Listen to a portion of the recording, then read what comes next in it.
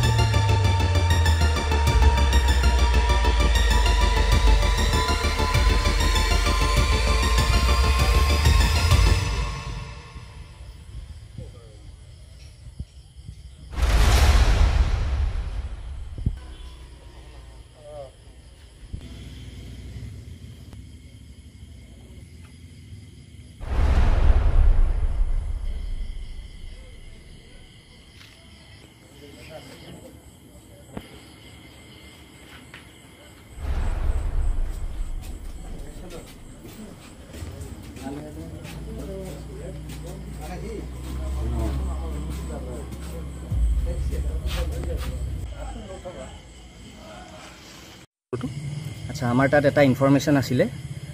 যে 5-6 জনীয়া দল এটাই আহি পেলাই মানে আমাৰ তুলসীবাৰী এৰিয়াত ইনফিল্ট্ৰেট কৰি তেওঁলোকে ইয়াত এছেম্বল হৈ পেলাই আমাৰ তুলসীবাৰী এৰিয়া আৰু লগতে মানে নিয়াৰ বাই ডিষ্ট্ৰিক্টত এৰিয়া কিছুমানত মানে তেওঁলোকে আনলফুল এক্স কৰিম বুলি মানে তেনেকুৱা এটা তেখেতলোকে এটা আইডিয়া এটা মানে কৰি আছিলে মানে সেইখিনি আমি ইনফৰমেশ্যন পালোঁ তাৰপিছত ইনফৰমেশ্যনটোত আমি তেনেকৈ টিম এটা বনাই পেলাই আমি তেওঁলোকক চেছ কৰিলোঁ চেছ কৰি পেলাই ফাইনেলি আমি আমাৰ তুলসীবাৰী ঈদগাহ ফিল্ডৰ ওচৰত তেওঁলোকক আমি ইণ্টাৰচেপ্ট কৰিবলৈ সক্ষম হওঁ মানে তেখেতসকলৰ পৰা আমি চাৰ্চ কৰোঁতে আমি মানে দুটা আমি পিষ্টল চিজ কৰোঁ টয় পিষ্টল হয় টয় পিষ্টল দুটা চিজ কৰোঁ আৰু মোবাইল ফোন 3টা চিজ কৰিছোঁ তেখেতলোকৰ পৰা বাকী এখন ৰয়েল এনফিল্ড বাইক আছে এখন পালচাৰ আৰু এখন চিটি 110X আছে এইকেইটা বস্তু আমি চিজ কৰিবলৈ সক্ষম হওঁ